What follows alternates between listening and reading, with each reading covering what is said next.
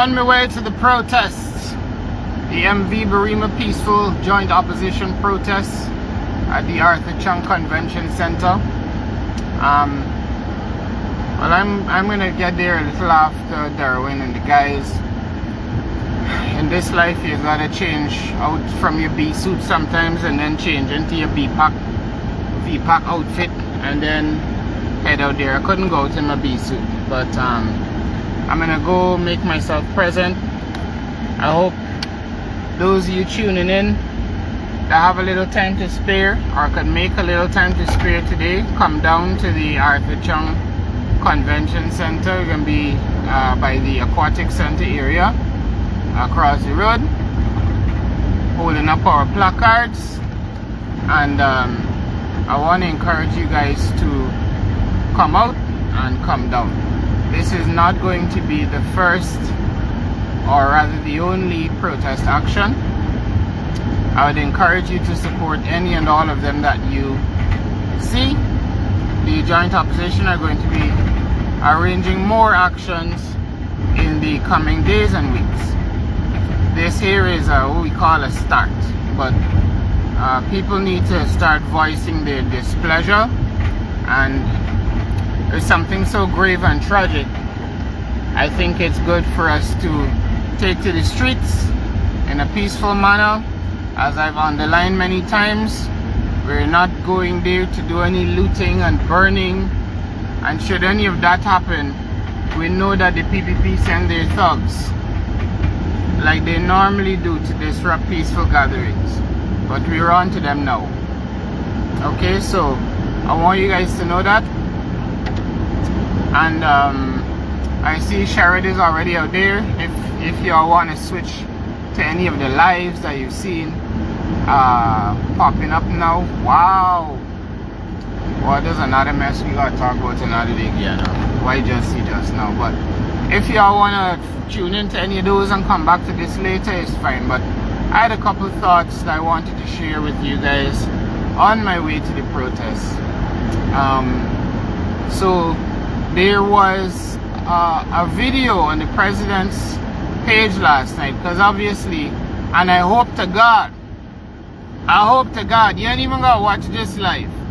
The live I did yesterday is very important. If you ain't shared the live yet, please share it. If you're frightened for share it on Facebook, because the malevolent kleptocratic dictatorship are gonna threaten your job or livelihood, then take it and quietly share it in WhatsApp to your friends and family. But that's the most important update I've put on the internet for the last few months. The amount of information in that update, right? So I'm not gonna rehash everything here, but I hope to God you saw what I put up yesterday and we're all on the same page, right? But I had some thoughts on the follow through, because the president put up, you know, the president of Guyana,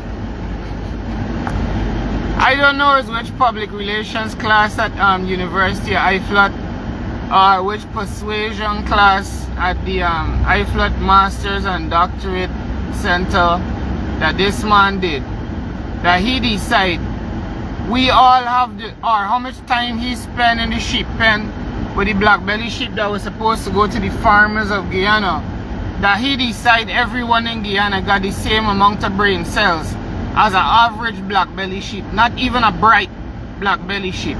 But I genuinely think that this president thinks we are stupid people, and that's why, Jack, you had to say it so proudly that Guyana got some really stupid people, boy.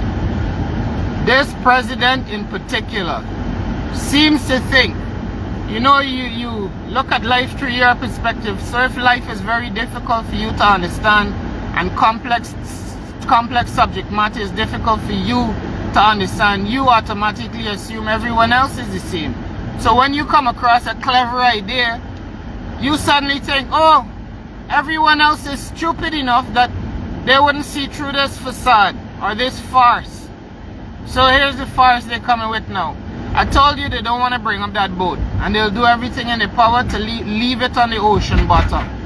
But obviously they need to come and give you justification, successive justification. They don't want to bring it up because many of the captains for that vessel saying the boat had a hole It had numerous holes, but one big one in particular. And they put concrete in some of these holes to patch it.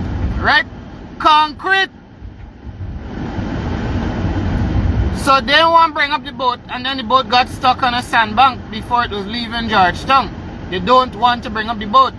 The boat had 2 vehicles on it apparently. They still don't want to confirm or deny whether the government was trying to force them to take a heavy generator. And the reports that the government is regularly ask the captains to take more load than they designed to take. And they've been working the vessel like a workhorse since 2024 to try and finish roads in Region 1, fetching concrete and BRC and all kind of thing on the vessel. So they don't want, for the life of me, they don't want that vessel to come up from the seabed. So they gotta give you at least we tried. So here how them all create the at least we tried. Well, first of all, they pretend like they know the location. They said they did know the location and they didn't. So all the search and rescue vessels, as you would have seen on the video posted to VPAC's page 2 days ago, all the search and rescue vessels were sent away from the EPIRB location pin. You could see all of them were away from it.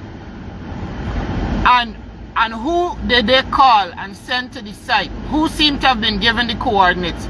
Because I no longer believe Harish Singh found the wreckage. He was given the coordinates. He was given the coordinates. And the army and search and rescue people who went out there don't seem to have had it. Because they were scattered all around the place.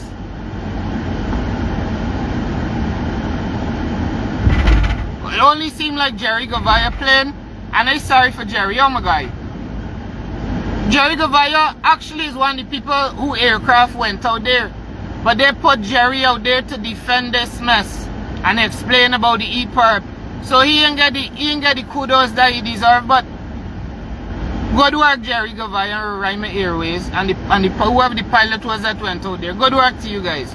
But we have a military and we pay them billions of dollars that fall on the Irfan. So it's not just Edgel and Indar. Irfan must go too. No, up to now, Irfan he could come with every other thing. But he can't come to tell you what happened to the $1.3 billion he just billed us for 2 years ago for long-range drones that would have helped rescue those people. So it seems like a private person. Is that man a PPP member? We gotta do more digging now. But Harish Singh was contacted personally, a fisherman, by 2 ministers in charge of the ministry. They didn't call the Coast Guard, nobody else. And they wanted somebody from the PPP to be out there at the location first, before the actual military and those people. And then they said they lost the site. And because I see 2 conflicting reports that Harish was the one that found the site same day, and then 2 days later Harish find the site. Y'all make up your mind on what story you want we swallow, man. So that's my working theory. That they gave him the location. He didn't just find it. And to answer the question yesterday that was still hanging, why no life jackets float up? Well, I finally get an answer for that. It's in a video, I think Azruddin Mohammed posted on his page. There's in a video where you could see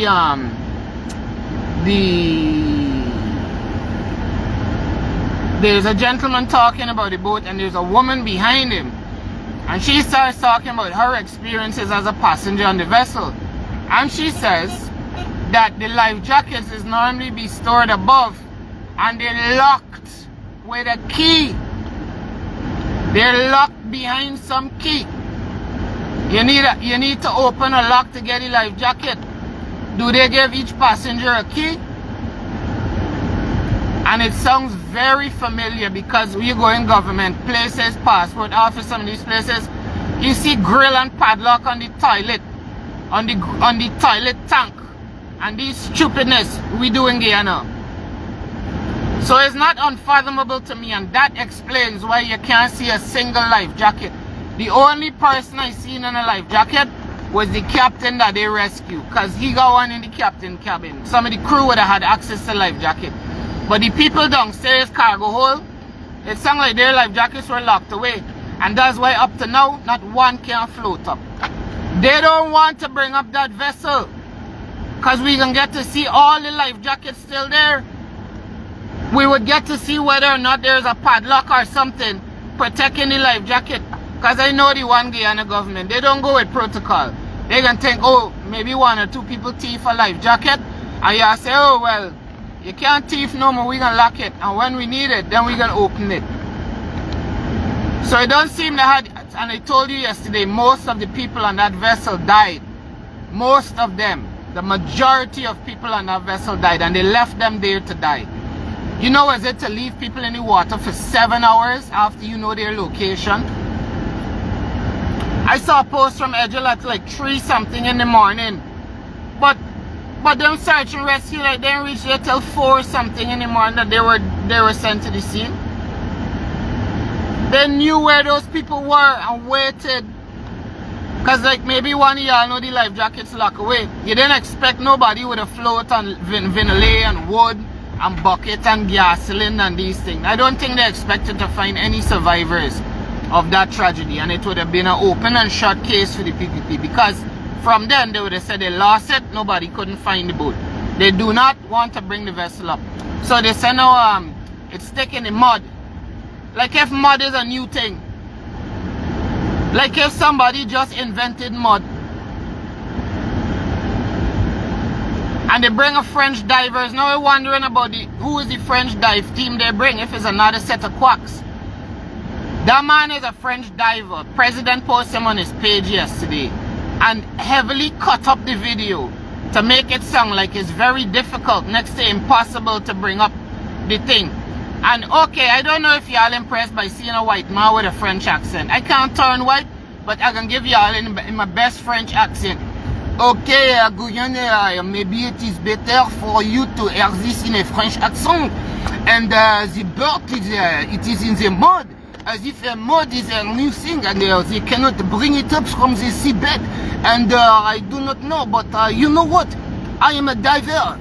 I am diver. I am not a marine naval engineer. I am not a person with a salvage experience. I am not qualified to talk about this. And your president have put me on the spot to talk about salvage operations that I know nothing about. Encore, I have to sound like I know something, vraiment. Is that good for you? You prefer in the French accent? Because you have take you for the black belly ship. Putain! You have take you for the black belly. Or the cow, the vache. That you have taken from the taxpayer, from Guyana. Okay, I'm diver, not naval expert. You cannot ask me that. He must take us for clowns. Sad man, take us for a pack of clowns. Who y'all gonna bring next? The Russians? Oh yes, Vladimir, you know, we drink vodka and we think sometimes maybe the boat is stuck in the mud. You can't bring it up. You call Putin, he cannot help you. You know, a bulkhead jack there, he's no naval architect, but he tells us you cannot bring boat up. So maybe we go home now. Y'all take us to clowns? But it's stuck in the mud. But the ship dragged. Trying to tell you now, they get Harish to say that the ship dragged. They dragged the ship. Harish is not no salvage expert. Harish is catch Bangamary and Karas. No disrespect to you, Mr. Singh. But you just catch Bangamary and Karas. You do not know nothing about salvaging a ship. And you clearly never went to read on it. Because y'all coming with some rope to try and pull a ship off the bottom of the seabed. President Irfan Ali is taking this nation for a pack of clowns right now.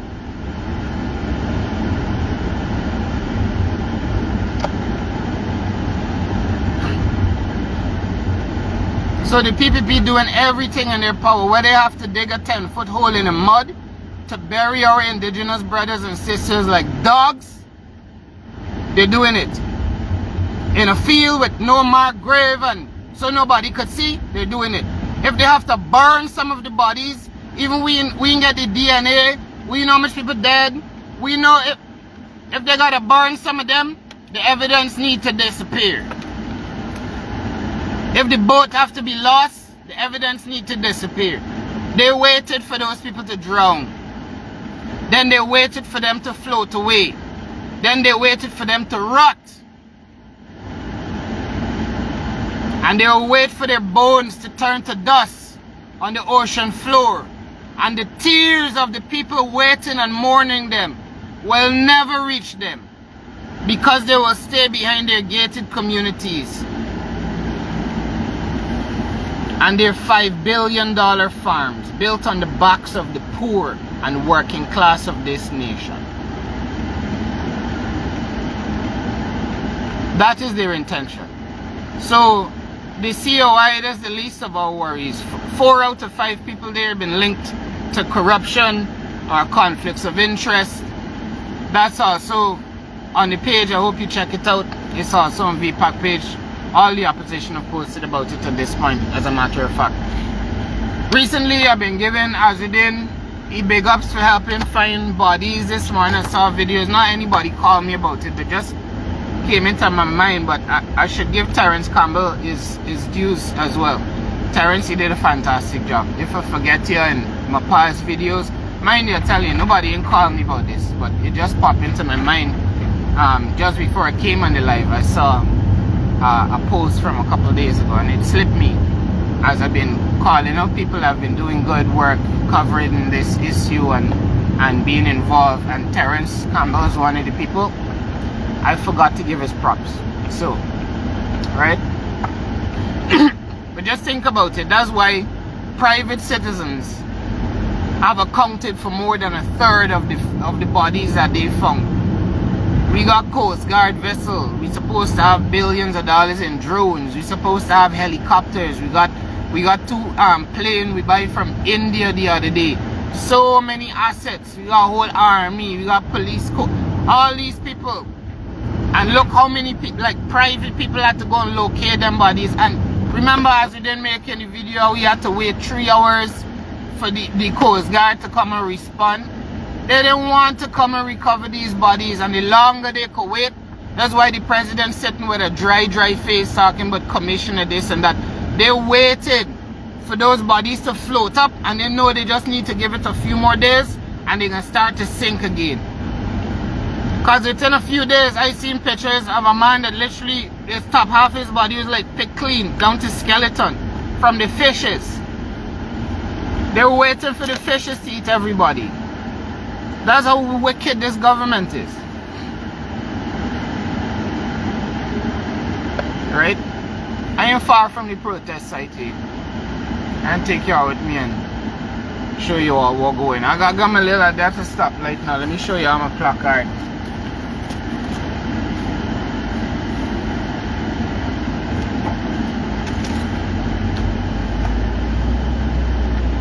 The smile is if they go. Right?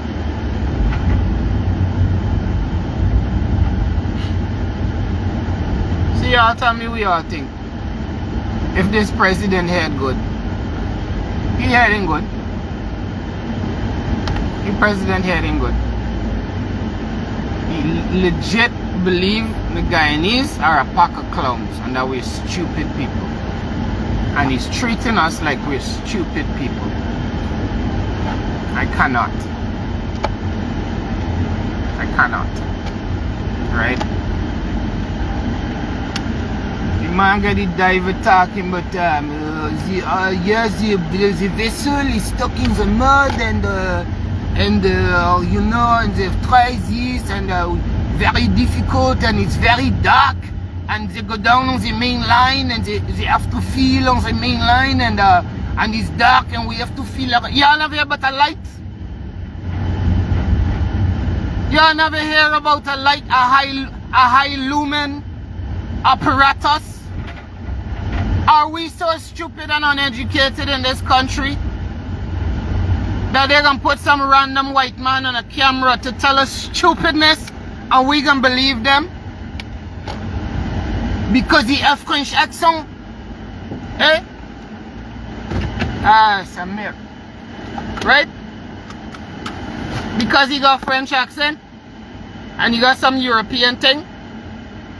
It dark? Really? You come and tell that to people that literally born, live and die in blackout? But it dark? We know about darkness. Turn on your torchlight and look good. And look again. Everybody thinks he's got to read and process in this country is different. A man expect you to believe that it's dark in the water. So they can't see nothing for help recover no bodies. It's too dark. Oh. Oh. Alright. Well, things get dark. Anyhow, make sure I shine up my placard. There we go. Right. So I don't know if now I gotta go and pretend to be a French in front of Parliament. I do going to say Egelan in there must go. Egelan in there must go. But now I say Egelan in there must go. Egelan in there must go. Right? Maybe the president gonna take me seriously. Right? And I'm talking about trauma counseling. Ain't nobody don't traumatize people more than this government. Right? This remind me of them abusive relationships. That's why they don't do trauma counseling in this country. Most of you would realize you're in an abusive relationship with the state. It's like them people who just beat you and give you a blow. This government just beat you and it's give you a blow. They abuse its citizens and then turn around and give you a blow. They give you a blow with the Chinese. Then they give you a blow with the Israelis. Me knows what's going on today, but they got all the critics out from the government. Look, all the people from like some of the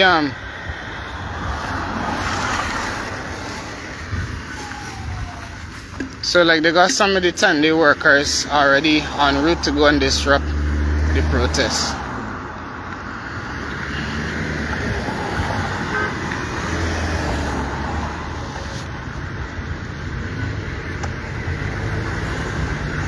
It's reality.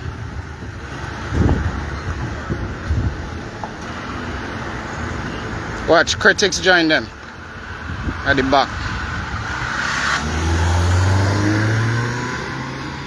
I see Amira at the left there, right?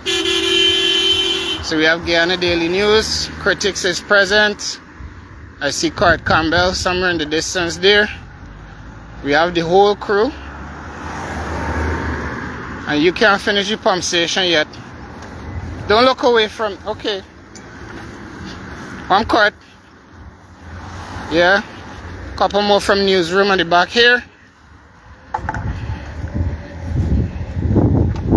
I'm G. I'm Cardell. I'm Dog. What's going on? They're all here today. Me didn't even know who this one. This must be training the one. The training the one there.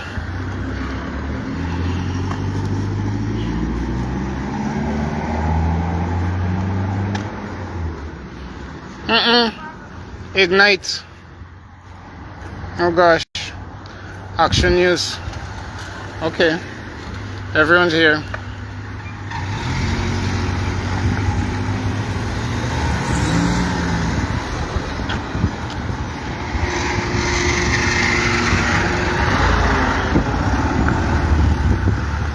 You know, I sure those are some escapees from the president farm. Okay, but these people is literally farm trolls. So I was so surprised to see critics. I thought he had a pump station to go and build for us. And Amir, I thought he was just being a hateful little troglodyte on the internet. I didn't think he gets out much, but it was very encouraging to see those guys from the propaganda press come to join us. So I want to tell you guys, you know, we're taking a leaf It's a joint opposition protest, yes indeed, but we're taking a leaf out of the PPP book. And there's a message to you in the PPP, right? I went out and I joined you guys and helped organize the protest against the parking meter. It was a crooked and corrupt contract. I came out and stood in solidarity with you guys. Me and a small band of rebels managed to get the dress code. A stupid dress code requirement they had around the place. We went wrong and protested. We went in front of High Court. We went and protested Sandra Granger. Right? The PPP didn't ask me to do that. I just learned about the dress code and I went to protest it. Me and my friends, my comrades. And now you could go in GRA with short pants. The parking meter thing, they kill it. And what we used to do, we used to come out in the afternoon, lunchtime, and stand up peacefully in front of City Hall. So I'm calling for something similar, where we start to organize regularly and come out on our lunchtime and stand up with each other in solidarity against the fact corruption is killing us. Now the police is in front and I might need to show ID. And there's my ID, is my placard. So I'm just going to show them my placard before I go. And let me show you how to present your ID when you enter in a protest. Why? You gotta walk around where? You gotta walk around from where? Oh, from the main road? Oh, so you're not allowed. Let me just go and confirm for myself so y'all could see. Protest 101. Hello, good day. Am I allowed to pass here? No. Why not? Walk around. Around where? Either that way or that way. What about here, this side road here? So you have to go all the way to the main road? Yes, my dear. Why are you blocking me, my dear? That's Look. the instructions that we were. You were giving it on this public thoroughfare? You ain't gonna block me physically. I wasn't going to try and run past you. I am quite nimble looking, I know. Thank you for the compliment. But what about this? What about this car coming through there? Is this an illegal car?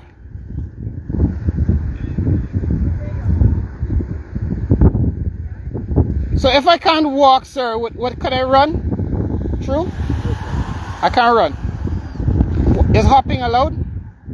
Alright. Alright.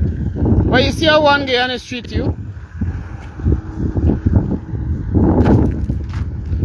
Oh, let me just mind this pothole here as I walk right back to the main road. Cause this. Well, you can't protest. We gotta go all the way around. No, you can't walk and go there. I asked if you could jump, hop, or run, and they said no. God, we're going around. Oh, look. Sheriff News Network seem to have been allowed to walk through, right? I didn't know they got the cows driving now and all. Well, me and mine. I going around. So you want to come in? Come on. What's going on, guys? How you doing? We had this stuff on Facebook, so we out. Blessings, Francis. Yeah. What's going on? What's going on? Well, I'm with some fellow rebels now. They just pulled me into my car. I don't know yet, guys, if I'm being kidnapped or not. But this is how solidarity does work. Yeah. Right? Well, yeah, I'm going to show your face because one Guyana might take away your walk. Right? Good. So we ain't putting nobody. Oh, y'all is your own boss? Oh, I love that. I love that. I love that. Nobody could come and take away we business. So yeah, what made you guys, I'm doing a live right now. What made you guys decide to come down to the protest today? The injustice in the system now, we cannot keep going through that over and over. I'm 28 years of age, and ever since a child growing up in the ghetto, this is something that has been going on for quite some time, and now it's even getting worse. And now that the generation after us and from us, because I have a 10-year-old, have to come and go go through these things, you know. Seeing those kids alone, them children start crying. Oh man, you know that happened to other children, right? Yeah, same age group, because my daughter is 10, and some of the children are quite younger than her, you know, and it's so rough. It's heartbreaking. You have to go through every day in, day out, you know. So you guys took some time off and decided you're gonna come down? I don't work on Mondays, so I told him, I was like, they got this protest going on, would you like to go? And he was like, yeah, let me go. I love you guys for that. And what made you come down, bro? I believe in equal rights and justice. I believe that freedom of speech should be, right? I strongly believe that you know, our voices should be heard. Not just heard, but should be respected as well, right? Make an impact. And action should be given after, because if the people to take action, they'll take it in their way and their form. So if you to give the justice to the people, I think it should be better. Actually, I think that's one of the strongest points I've heard in a while. That give people justice. We might go walk. It might be better to park and walk. Right? If you give people the justice they're asking for, if they're living in a system that's fair and equitable, then they don't need to go and take justice for themselves. Right? They don't need, you won't have vigilante situation. They're really trying to make it hard for people to go to this protest, you know. Yeah, remember this? Seeing everything posting on Facebook. Yeah, the government know you're planning on protesting them, so I don't think that you could get through that road either. It looks like is that pump station road is where we might have to walk through. What happened is, so guys, look, they got this sign down here. There's Rupert Craig Highway. Your bus through here. Oh my god, look, a pigeon did that, guys, or something. I just turned it to show people where to go. And we catch the little the bird luck. Right, so we coming down this road. This is how to get to the protest. Yeah, I want to use the closest corner. Is the closest one here, right? This one coming up there. Look at this road. It's not even big enough for 2 vehicles to go on it. That's so true. Right? Okay, boss man, take your time. No, Mary, we're not being deterred. We're being inspired here to find new routes. Yeah. Right? So what we can do, we can park here. And there's a bridge there. Oh, So great. we should be able to walk over. Fantastic. Yes. Guys, thank you so much. Y'all saved me at least a half hour of walking. The universe sent us. The universe did. Universe sent some heroes. Y'all got your placard? We don't have What? placards. No, it's alright. We can share a placard. This Agile must go. There's a collective placard. What do you mean?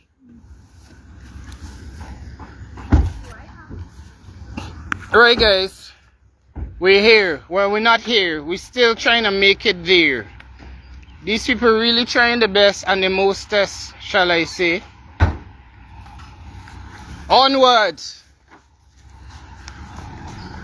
Alright, guys. There's a band of rebels. What's your name, bro? Calroy. You can shake my hand. It's alright. And what's your name, sis? Nikita. Pleasure. Alright, so there's a band of rebels. We're going to meet other band of rebels. If any of you are feeling, and it's not that we're going and loot and burn. As you can see, none of us are walking with a tire. You know it's the 10-day workers they can send them for do that, guys. You don't know. Yes, And the thugs from Freedom House, right? So it's not us. Look like the people that was moving through peacefully. Exactly. Yeah. So guys, they're coming on this road here, past this flamboyant tree. You're coming over this corruption bridge here. Right? It done bend up and twist up. Look at this. Okay, so traffic packed up here already. Let's see if we can make it a little closer, because these people, right? Let me just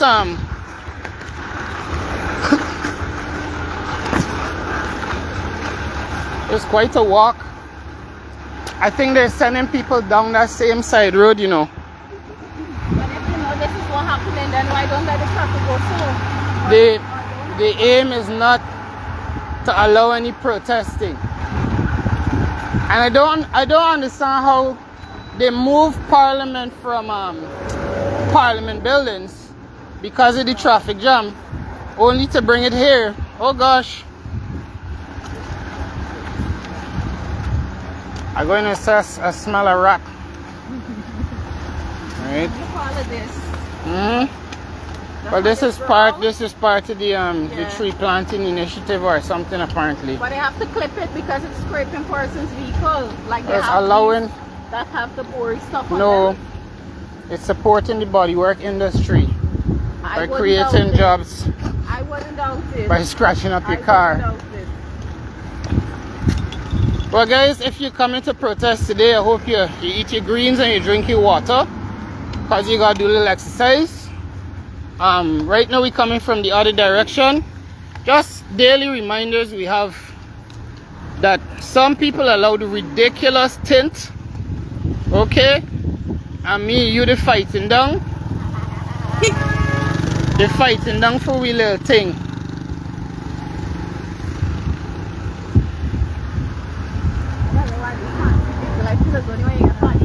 For real, right?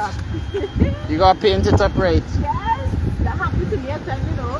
My brother was driving, my sister was over. And what happened? We passed like 3 roadblocks and nobody in stop. And the people was real. Wow. Until the last one, they stopped me, then they said go, go, go. But remember now it's a Range Rover. Oh, they didn't know who was in it though. Exactly. Okay. And it's a Range Rover and it's diamond color. Yeah. So I think that hey, in this life it really not make sense stuff. Or you get your Toyota and just paste the words on it maybe, I don't know. Well, guys, there's a lot of traffic down here. Let me show you how it's backed up. It's backed up significantly, quite some distance. But we got placard. I should actually be holding my placard out. Now wait, let me share it with you at home first. Edgel and Indar must go. Okay. What's going on, bro? And then share it with the public. What's going on, bro? Right? You got born and loot to share a message with the streets. Going on. Right? You got born and loot. So we just go in and do it in front of the house where the people supposed to be representing our interests, where they allow an 87-year-old piece of scrap iron. I mean, imagine Guyana got money for this hotel here, right? You know how many ferries they could have built for the hotel? So I don't know how private enterprises are able to build things of this scale. I think this is going to be the biggest hotel in Guyana when it's done. And we can't find enough money to make sure our citizens don't drown. So it's quite simple that we're going to protest that. And I can cross the road and show you where I'm going to leave my placard at the end. Right on the earphone face on that Guyana Digital School. You see how he's smiling so bright? He likes to smile. Earphone loves to smile. Oh, goodness. You always notice your president was even at the cricket yesterday. Not supporting the cricket. You understand with the cricket? Not supporting the cricket. We're not supporting cricket. No, we're not Okay? cricket. We need to want MMG free tickets to go to the cricket. You know the right? Officer, you need to go home and catch a fight, man. You look tired. He ain't tired. They don't tire of corruption. Even the president's sign leaning. Right? One of y'all take a picture for me for later. Hold on. I just want to catch it for later. Y'all just take a picture for your boy. Watch garbage. You can't even run a country earphone. You can't even erect a signboard. Yeah. One of y'all just take a picture for your boy, please. Snap it for your boy and send it to you. Hold on, I'm extending. Yeah, get to there. Educate. What's going on? What happened? I'm gonna come through. Alright. Somebody just turned by the road down there. Yeah, I'll just let you know.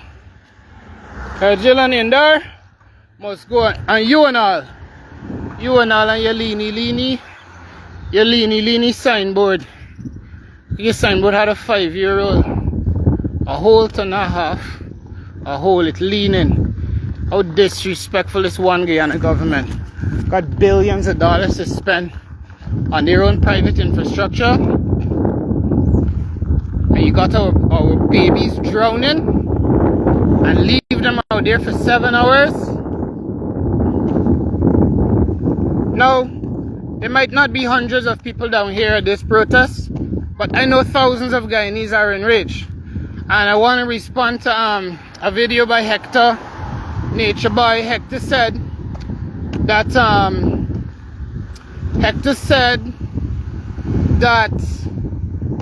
it's disappointing to see that there's so many Guyanese in the diaspora that seem to be taking this issue more seriously than Guyanese. Hector, that's not the case. Hector, and those of you of Hector's view, we all know why those people in the diaspora in the first place. Because they know they could speak freely there. They're not going to wake up tomorrow and lose their job, have people attacking them, smearing them on the internet. You know, they could go out and say, screw Donald Trump tomorrow. That's not a privilege afforded to Guyanese. We literally live in a dictatorship. How you doing, brother? Nice to see you. Right? We live in a dictatorship. Hey, now we're joining the band of rebels here. Hey, the fellow rebels down here. How you doing, guys? How you doing? How you doing? Morning, morning, morning. There's a let's see your sign. Let's see your sign, please. PP dictators. No, I had Kangalangs and then I come down, right? But I've been talking with the people. I got my sign, right? So the signs work together. There you go. Thank you. There we go. Right? That's the spirit. So do you want to give any comments on why you're down here, Mr. Patterson? Well, of course, I'm here in solidarity with the families that would have lost their loved ones in this absolutely tragic thing. I'm here in solidarity for the persons who are still awaiting word for their loved ones. I mean, that could be absolutely terrible. You know, maybe you haven't heard from them, you have nothing at all, nothing, you're not hearing from them. You don't trust the process anymore, you know what I mean? So I'm here, and then I'm here to ensure that some amount of justice could come to these persons. You know what I mean? Do you think it's going far enough to just demand the resignation of Indar and Edgel? No, no, man. We got to go further than this. You know what I mean? This is a whole systemic breakdown in this country. You know what I mean? This is a country that you know what I mean. The president has a farm. And it's crazy to Song Francis. He must be saying thanks heavens for this accident because we've taken our eyes off of him. Nobody's looking at his farm right now, are we? You know what I mean? So it may sound bad, but he's one of the beneficiaries of these things. You know what I mean? But we will return. Right now, this is more pressing. So all the issues, I mean, Mustafa and his cows. You know, I mean, somebody said to me that there are cows are on the way. Yeah, they're shipping cows in the middle of the tragedy. In the middle of the tragedy. So while they look to you and say that, you know what I mean, they give the impression that they so, and they are mourning and so. Somewhere in the back, somewhere in their PR system is saying, oh my gosh, it's lucky for this accident, so therefore it took off some of the pressure on them. But we'll get back to that. I mean, Carolyn Rodriguez, I mean, I don't know her chocolates and those things like that she's selling. Susan also has chocolate. There are a lot of Susan Rodriguez. Yeah, that's the chocolate. She'll be very offended. High class chocolate. So sorry, Carolyn. You wanna call the wrong Rodriguez. How are you, sis? I'm good. How are you? Susan, you know what I mean? But there's so many things. Wait, no, come. Where you going? Yeah, no, hold on. No, I'm sorry. No, you talk to them. I'm sorry. 1 second. I need to see your placard, please. You need to see Yeah, we need to capture these things. Let people know that The you were here. The president announced a heart. So we have a heart. Oh, please let the people know what the heart means. The heart is have Ejil announce his resignation today. This That has is to the be the- interpretation of the heart. Again. Because Ejil is responsible. No, Marduk for is here the- now. I want him get it as well. What does the heart mean? Have Ejil announce his resignation today. When the good is done, the government and the ministers, they stand up and they claim good. How are you, brother? All right? They must also stand up and claim this. It is their negligence that have us where we are today, mourning as a nation. And my heart, my prayers, my tears for the victims of those souls who went down, and for the survivors who will never forget what they endured on that field. So, Ejil got to go. The buck must stop somewhere. How much billions in tax dollars you take to buy a vessel, to build a wharf? An ordinary man buying a car, he gonna study where he put in the car, and he going to make provision. You spend billions to buy a boat, take a loan to buy a boat, and you have a party on the boat. You can't put the boat for the poor ordinary Guyanese. That is heartbreaking. To see those babies, to see those coffins, to see that father bawling his lungs out for his family. I mean, like, God, if you shed a tear, you're a stone. There were people with excavators and stuff like that you're talking Oh about? God, yes, it's disgusting to see how they're victimizing the victims again. Oh, It is unfair to the poor, ordinary Guyanese of this society. You know, here, abroad, everybody, people crying, people mourning, and then people getting angry and rightfully angry. The government got to take responsibility for this, and they got to treat the survivors better. They got to treat the victims. They got to treat their families better. Thank you. Thank you. Come. That was. I'm happy I asked you to stop and open that placard. Thank you. We needed to hear that. Darwin, where you going, brother? Okay. So, guys, I am trying to be a part of the protest. Right? I standing next to my fellow rebels here. I'm gonna. Enough excuses. The people demand accountability. One Ejil must go. Would you care to give me a few words? No, that's fine, that's fine. Guys, there's a lot of victimization in this country, right? Good morning, sir. Good morning. How are you? I'm fine. Thank Would you care to give me a few words on the picture that you're wearing? I see a mother and her baby here. I can give you lots of words, but when I think of this, right, thing, it's like you can't find words to explain your feelings because you have been caught in a situation where you can't move and you can't think. It's like this is horrific.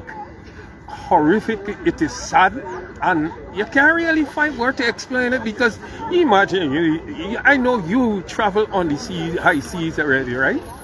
And imagine you're just surrounded by water. You're seeing no land. And you realize that, hey, this is it now, you're going down. And these are little babies. These are little babies that are most of them. And so that...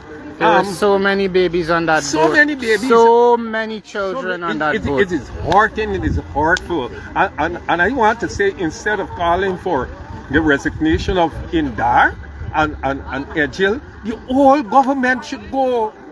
The whole government has to go because this is not the first incident. You had the Madia Dorm fire, which it shocked the world, it shocked Guyana.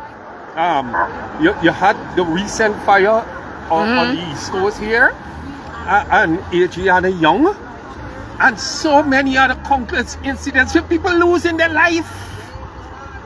You understand what I'm saying? People are losing their life. Guyanese are losing their life, and so that I don't think it is a case of only Ejil and Indar. The whole government. I want to use this medium to call on all Guyanese. So let's have a month of protest throughout Guyana. Let us coordinate with the diaspora overseas and in Guyana, and let us help keep up this pressure. It must be a protest throughout Guyana, Linden, Borbies, Georgetown, Demerara, throughout Guyana, because they must never cover up this one. They must not cover up this one. They think they cover up Adriano. They're trying their very best to cover this up right now. And you see in the court right now, they're fighting the families and parents of the Madia fire. The Madia fire. Imagine they're fighting them people. And they expect us to believe they're going to take care of these guys here. Yeah. Right? Yeah. Yeah. And that is why you have to bring a halt to it must not be business as Put a usual stop in to it, there. right? You understand? Agreed. Yeah, do you hear me? There must not be business as usual in Guyana. I'm calling for total shutdown of the country. How many more lives we must lose? Today is the it was our citizens from region 1. And I am made to understand you can't even find about 30 something nobody if I'm right. Bodies, I'm sure bodies are being trapped in the wreckage right now, which is saying they can't raise. And so my thing is clear. We all know they can salvage that boat. Yeah. They can salvage that boat if they want to salvage the boat. Right? They can. And so my call is to the people of Guyana, don't sleep on this one. Don't sleep on this. These people behaving like they're dictators. And when you talk, they want to send people after you. This is not North Korea. This is not Kim Jong-un here. And let me tell the people of Guyana, the power lies in the people of Guyana hands. Because if you decide enough is enough, that's it. But if you sit down with the Madja Dawn fire, you sit down with Adriana Young, are you going to sit with this now? No. Please don't let us do that. There must be nationwide protests. Also, our diaspora family in New York and in London and all these different countries where Guyanese reside, throughout the world where Guyanese is, there must be a protest. Thank you. Thank you so much for your comments. Just catching this again. Don't show your face, hide your face. Right? There's a victimizer. You gotta hide your face too? No? Alright. Stop killing our people. Do you have any comments that you could share? Even though you don't have to hide your face. And Guyana, you gotta understand, these are some brave souls, especially the woman behind this placard here that hides your face. It's not that your face sour Guyana. I seen behind the placard. But its victimization is real. Yeah? That's what I want you to understand. Thank you so much. Alright? This I posted down here. You could see we don't have, sorry to be blocking your way. Do you have any comments? My Francis, I just happen to be out here just like you, we in this struggle together. You mean just like, just like you know, we want to inspire the people at home. Yes, I just understood it, we gotta call them out. So we leading, so they gotta come out. This is an injustice is being done in this country, man, and we all gotta come together to hold this government accountable. You know? So we're gonna talk later. Alright. Guys, see some of the other people down here. Gentlemen, lady, how are you? Good day, good day. How are you? Any comments on why you're here today? I can take care of me. I can call somebody. What brought you? The loss of lives? How has it affected you? What is it that inspired you to come down here today? The loss of life, most children and Plenty. things don't believe You've got to get somebody to watch your back. But care really. This is not one time protest. About to happen, I You think got to get doing this the all boat, the the time. maintenance crew, the head of the department, Maran, Mr. Edgin, all of them are at fault. I look at that as total criminality, and then, you know, telling the people lots of lies. Doesn't sound good at all. It seems heartless. Yeah. Thank you so much. Guys, you can see there's not, let me show you. I'm coming back to you, Jenna. Hold on, let me show them a placard, let them know. Right, that's how you do the thing. Just come to the area where they stop in and let them know. Let me make sure it's the right way up. Right? Okay.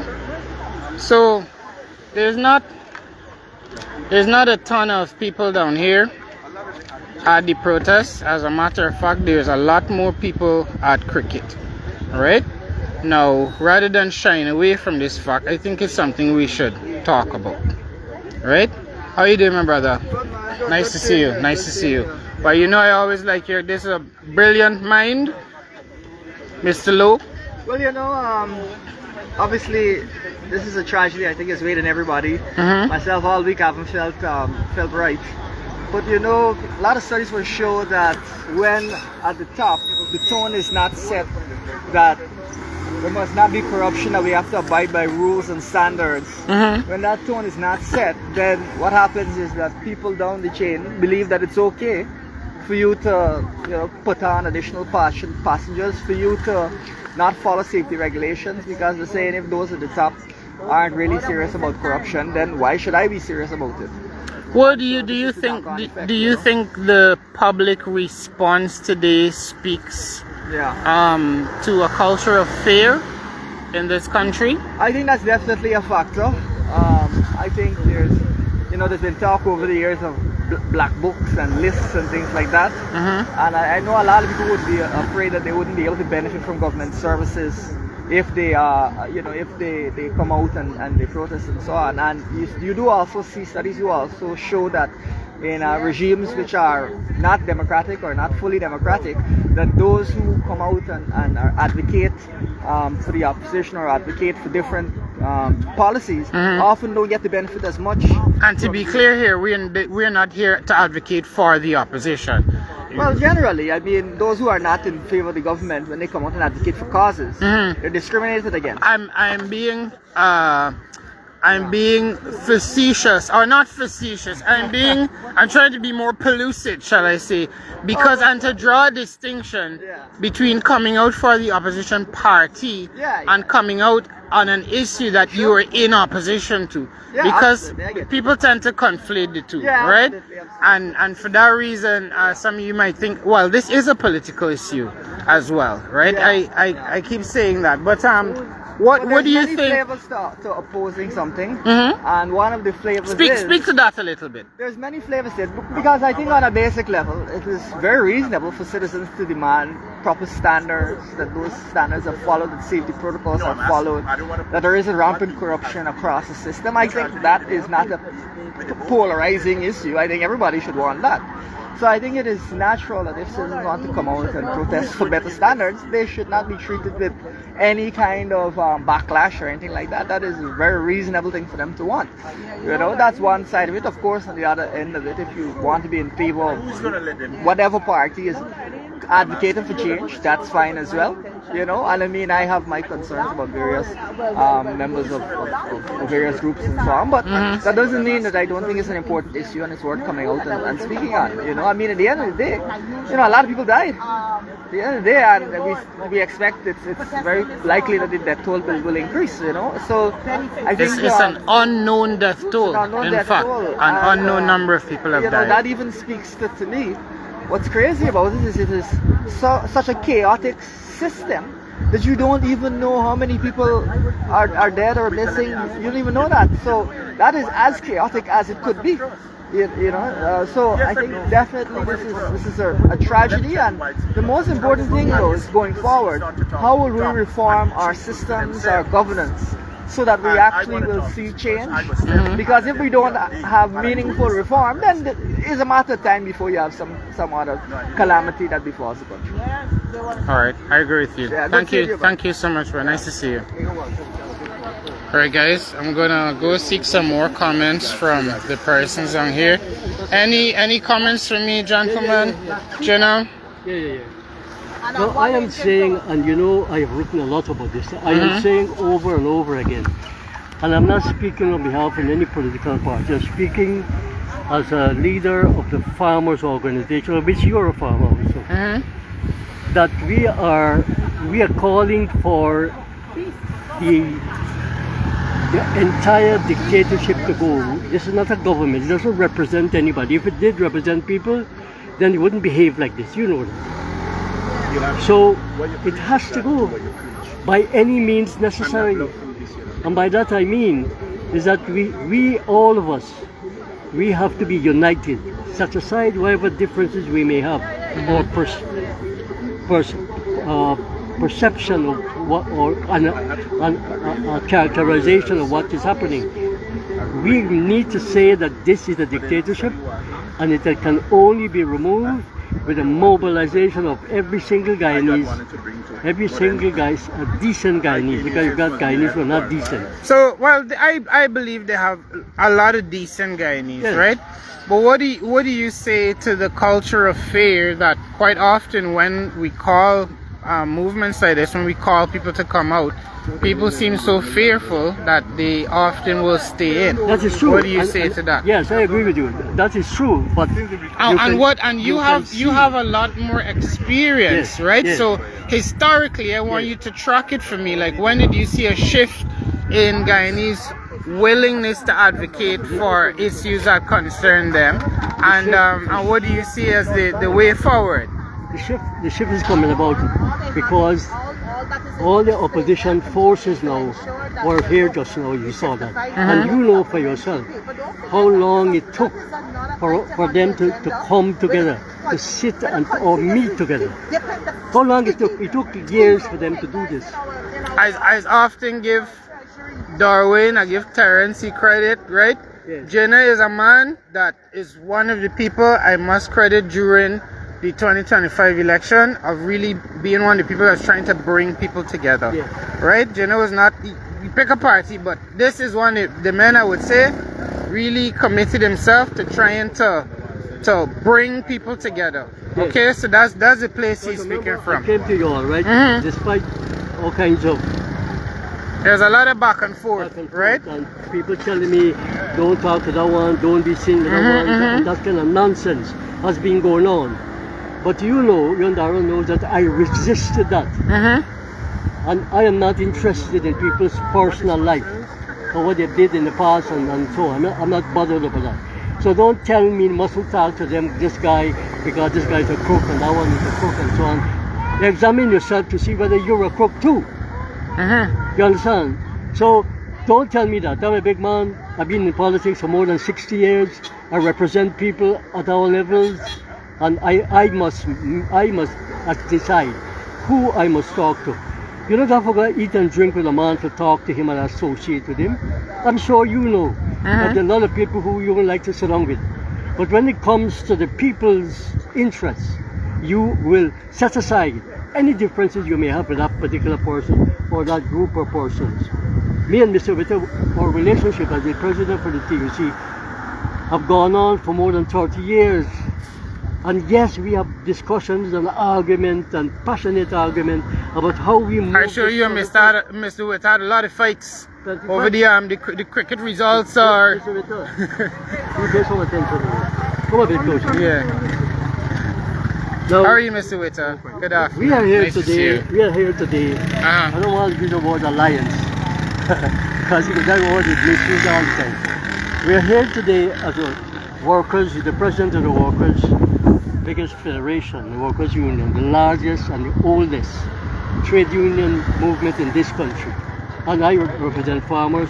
You're a farmer. You're a beekeeper. So we have the biggest constituency in this country. And we are arguing for an administration that represents the people of this country. And we're saying in one voice that this here is not an administration that represents anybody but themselves, but a few, not the many. And we are prepared to go to greatest length to get rid of them. But we're not afraid. And we're calling on everybody who is listening to us that we're going to continue this thing, and I know you are going to, you too will be behind us as far as 100%, to mobilize people up and down the country. We do not have to have protests only in Georgetown. We must have protests in every single region. Every single region. And we must organize that protest. It mustn't be a haphazard one-off protest. And we want to form this broader committee where people can speak for themselves and they can bring out more people. You asked me an important question, which is bothering a lot of people. The dictatorship is terrorizing and and what you call putting fear into people's mind by associating with Mr. Witter, associate with me, and associate with you because we are vocal. And they say if you go talk to them, man, you'll lose your work. And we know that has happened to many people. It happened to police people. And what they don't understand is that if you drive fear into people to the extent to which they have to go on the ground, what you're doing, you're preparing a force that is unstoppable. The Russian Revolution, these guys who didn't have the privilege that we have to talk today, no, they had an underground movement that opposed the most repressive rulers, the Tsar in Russia. Well, talk to that. Expand on that a little more. I think Guyanese will be interested. I see a little flurry of likes there. Yes. In the comments, people want to hear about that. How the underground movements change the underground movement has to be that people need to meet away from the sight of the spies and the elements who are propping up this regime, and begin to start to discuss that network. We build a network of people on the ground to be able to mobilize. Let me tell you something. The police and army are ready to move on these bastards, you know, but the problem is they want leadership. And we got the leadership because the political leadership that the people have elected are now beginning to get a sense that they have to lead.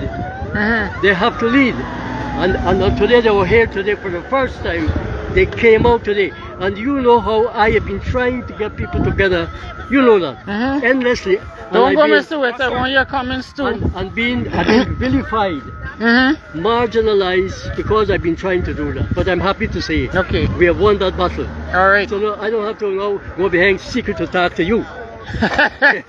For me, we can shake hands in public now. Yeah.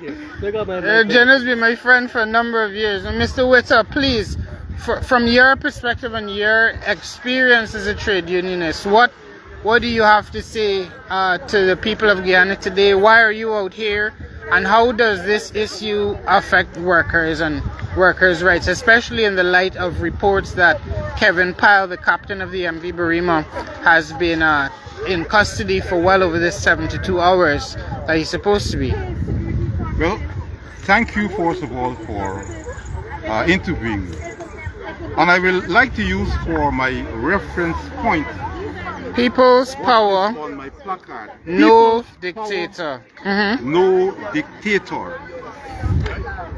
Now, we have to, whatever I'm going to say has to be placed in a certain context. What it is that has brought us where we are today. And I am suggesting that we are here precisely of the fact that what we have before us, it is not what some may want to refer to as a creeping dictatorship, but what we have is a sprinting dictatorship. This dictatorship is running faster than Bolt. Now, if one were to look at recent events, it is clear that those events clearly establishes the characteristics of a dictatorship. Let me just cite a few instances. One, the convening of parliament. These parliaments, as a matter of fact, after the 2025 elections last September, it took the struggles of not only the opposition parliamentarians, but also members of civil society to placate officials of the state, even a member of parliament appealing, unfortunately, to the foreign ambassadors. And through that demand, parliament was convened.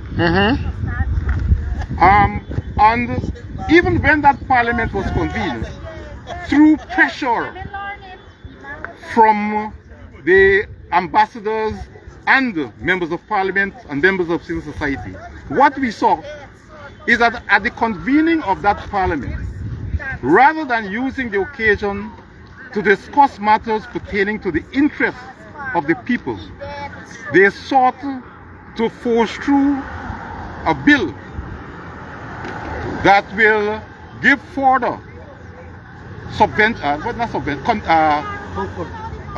a fund, what do you call it? Contingency? Contingency fund.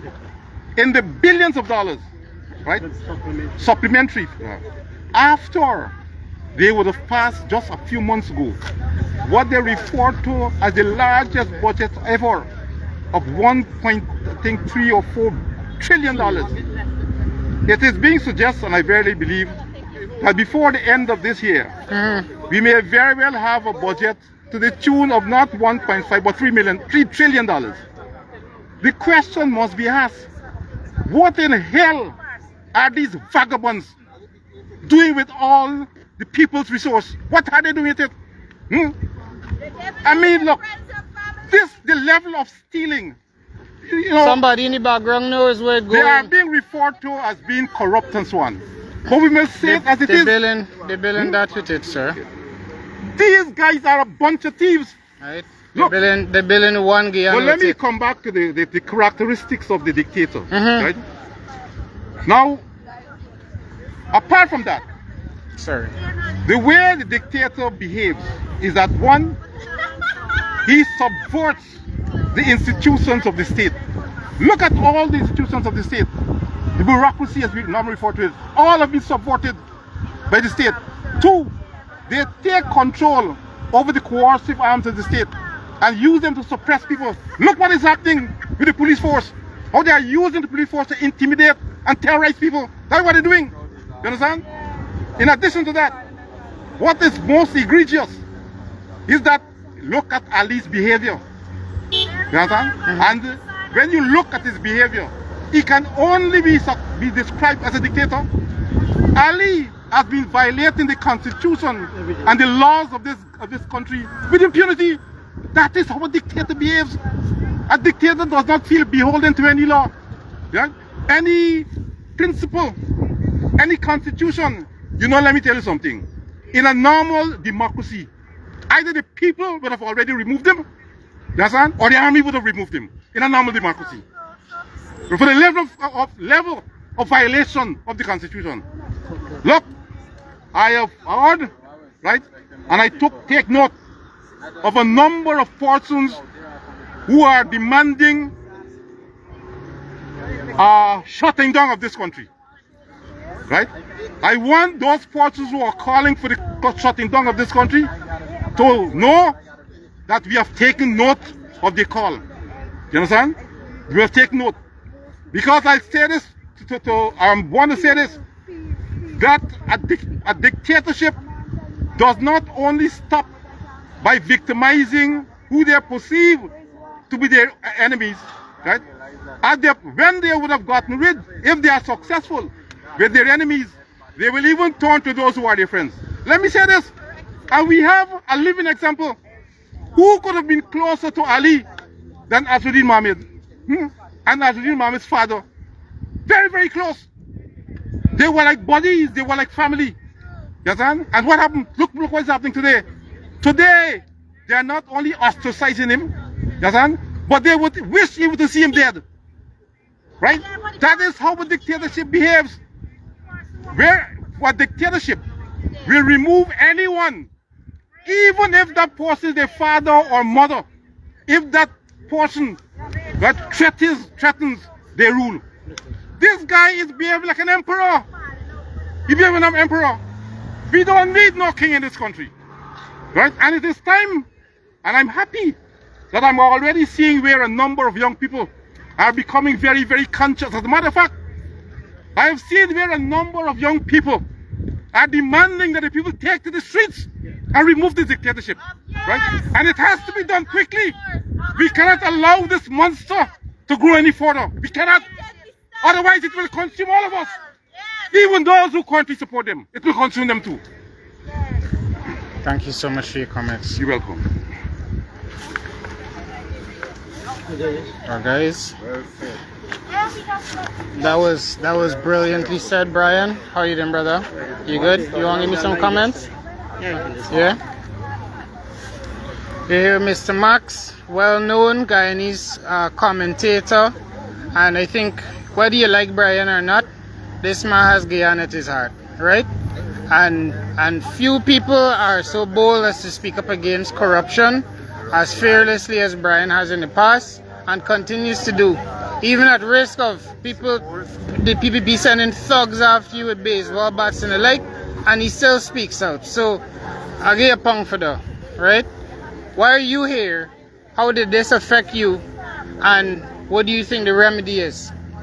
Also, why do you think that after people call to come on the street so many times, is it the culture of fear? Why is it after calling to come out, we still end up seeing not, you know, there's not hundreds, not even dozens. There's maybe a couple dozen of us down here.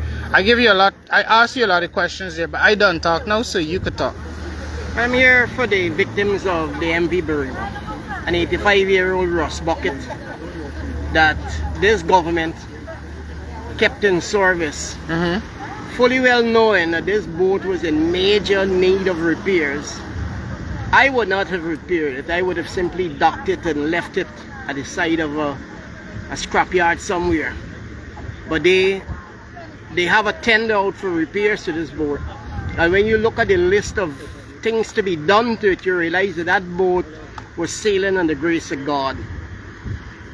When you look at the stuff that is needed to be done to that boat, you realize that they knew that the MV Barima was sailing with God's love and nothing else.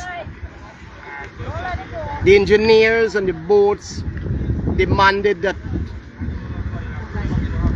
parts of it be changed immediately. They had cement over the holes, Brian, and the rusty pipes. Over the pipes. This boat was barely sailing, and then to top that off, you kept adding more weight. A phone call would come, don't leave us yet.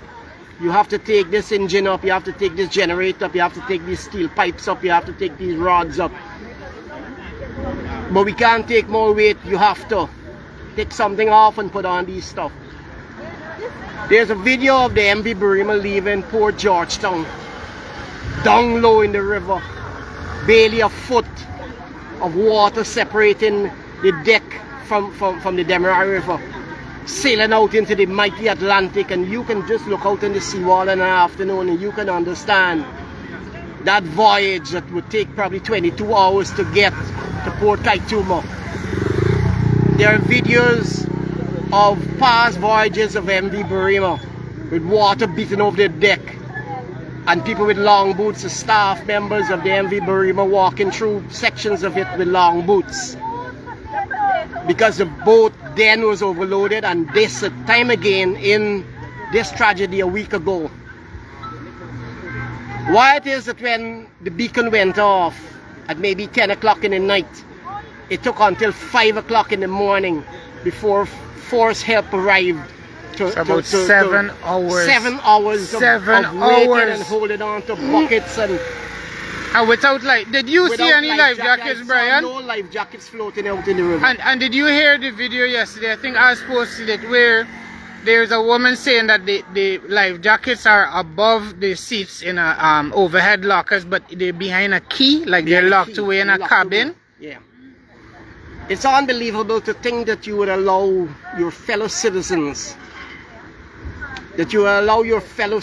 your fellow humans to go on a boat like that, fully well knowing that you have a boat that you brought into the country for $12 million US, parked, doing absolutely nothing than to host all white pool parties and boat cruises up and down the Demerara River. And your excuse is that the wharf wasn't ready.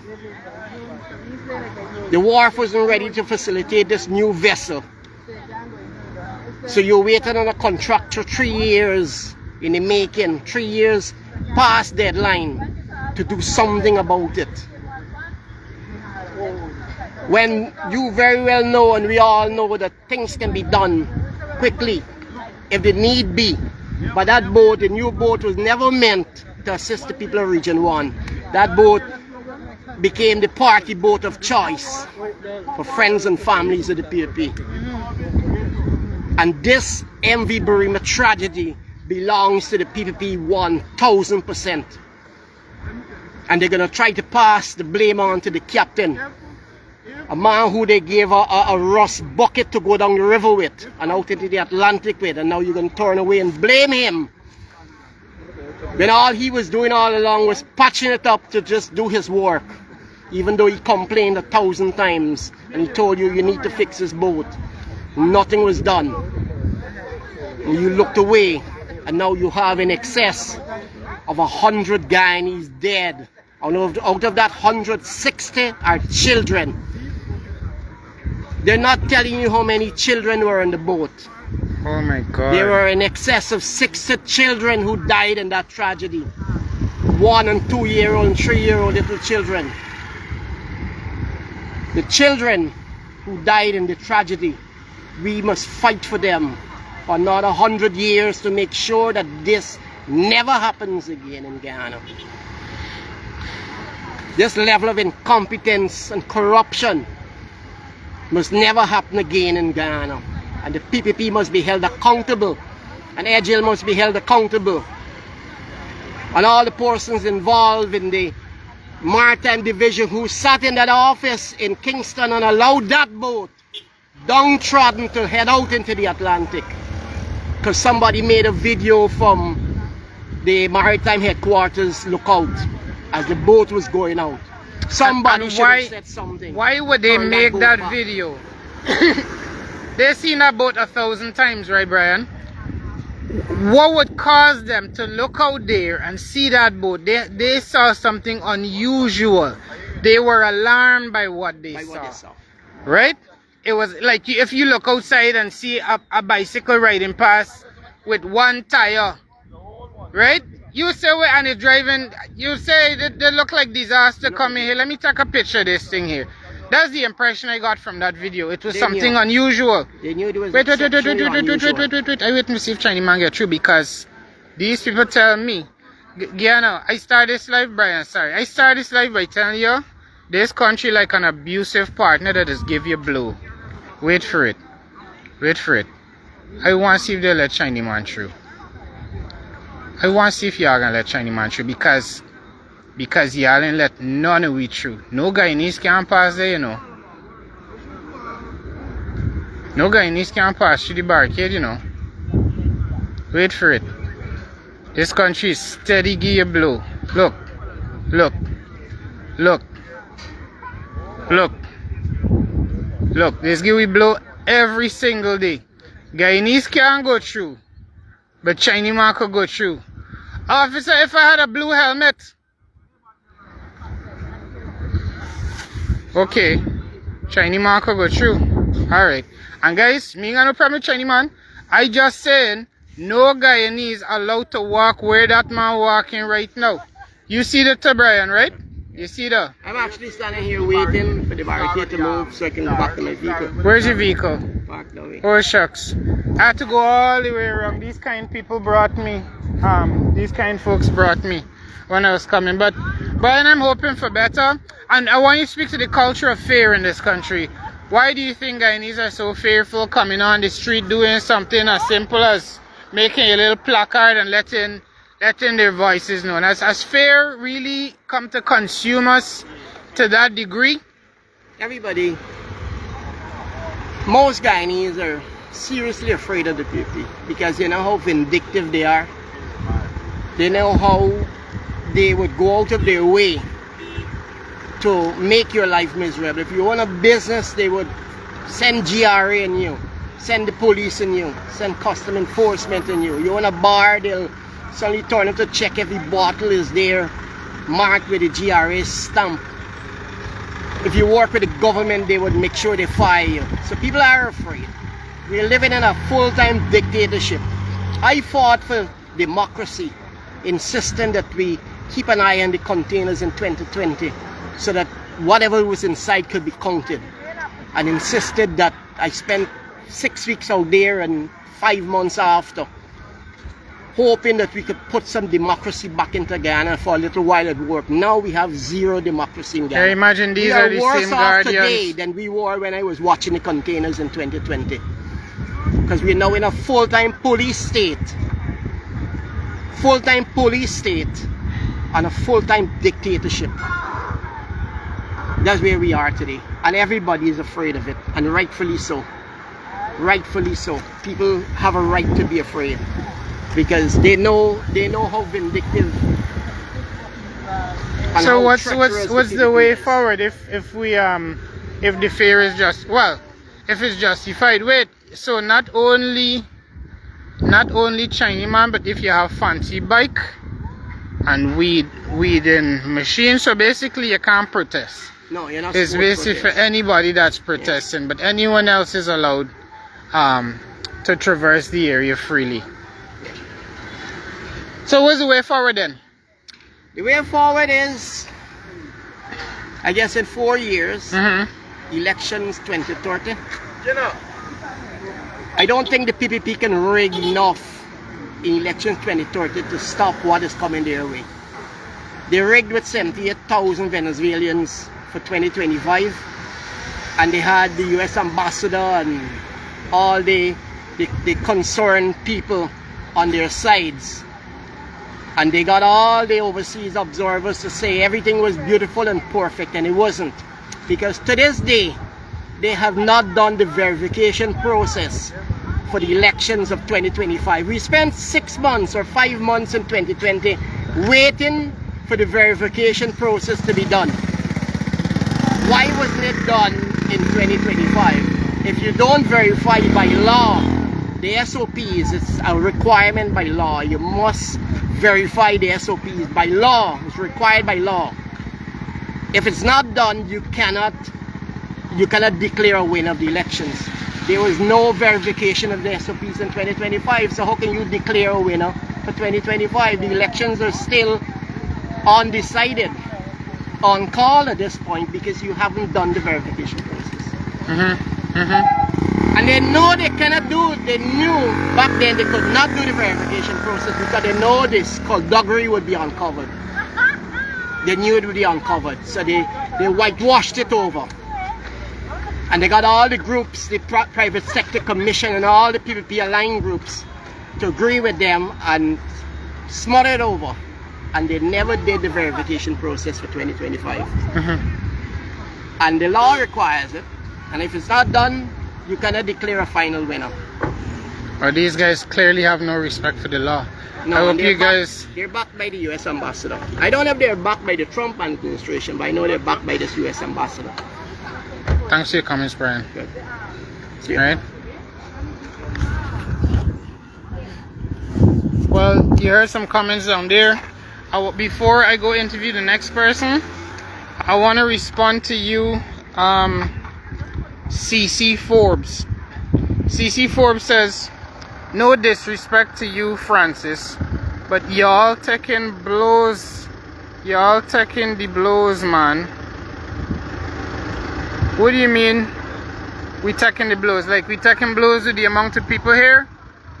I am not the father or relative of any of the people that perish in MV Barima, but I care about them, and I know many people at home care about them. This is why I spoke about the culture of fear, but it's not me taking blows. We as a country taking blows. If more people could show up for cricket than to come to protest this issue, then we taking blows as a country, right? I even know people that were going to cricket last night, but don't have the time to come out and protest when 100, well, up to 200 people were sent to their death in a 87-year-old piece of scrap metal. I not taking no blows. I taking little sun, and I taking little North Atlantic, the sea breeze from the trade winds. I taking little breeze and little sun and little opportunity to stand against injustice. And I know not everybody has the time, and not everybody feels comfortable, but we're encouraging you, and this is not the first one. If you feeling bad, like you was one of the people that was badding up on the internet, but how you gonna come out and take to the streets and hey, well, here we are on the streets. And I'm not seeing you. And if you're there liking this post, then that means you're on the wrong side of the screen. Okay, so for those of you at home that's be badding up about take to the streets and run, we're gonna put run, y'all come out and run with us next time. Okay? That's all I'm saying. I still love you, and I even still love the police that decide that they're gonna let the Chinese people through and not the Guyanese. So next time if you come in to protest this area, you need to come in a Chinese outfit and a blue helmet. You need a fancy bike or weed machine, and these gracious officers would let you through. But if you don't have and you need to probably be speaking Cantonese, because I think the man went up and said, I told you, can't to buy you, and then the man just open the barrier and let you go through. You sight me? But that's how you deal with them. And in there, the house of kleptocrats, that's where the people currently sitting down with a dry face. Right? Probably one of the people from Sheriff. I don't know if I should put my middle finger up right now, but that's for the guys at Sheriff. Right? That was, and I share it with you guys at home as well. That's because most likely the people from Sheriff, Court Campbell, one of the other sycophants, and just joining Brian here to give the state our finger. Come on, come. So we're standing in defiance of the kleptocratic dictatorship that would train their drones on us in an unsafe manner. And they didn't have this drone to go fly over the black belly sheep. Now let's just take this opportunity. So you see this is a Mavic drone here. And this is exactly what the police did not have, right? When they were trying to search. As you can see, in a very unsafe manner, this person is flying their drone. We have police over here. They collect Shara Duncan. But for this person nearly giving me a close shave, they're allowed to be down here. Now, this is a cheap drone you could find on the internet. The police and army were given $1.3 billion in a budget in 2024 to buy long-range UAVs that are different to this. On the side there you can see it says Mavic 3 Cine drone. And let me just show you, because this person is quite obsessed with me. Take our selfie. Okay, so we could establish here that this drone is flying at an unsafe distance to me. As a matter of fact, it's not too far here. It's very close to my cardboard that I could probably even bring the drone down if I wanted. This is illegal, right? Just show you. But the PPP don't know about that. Just showing you. That's for future notice where my guy is. So when y'all see me flying my drone in the future with my FPV goggles in a safe manner, just remember, right in front of the Guyana police force. Right? Good. So letting you know, there's the things people like Amir Ahmad do, but it gave me the perfect opportunity.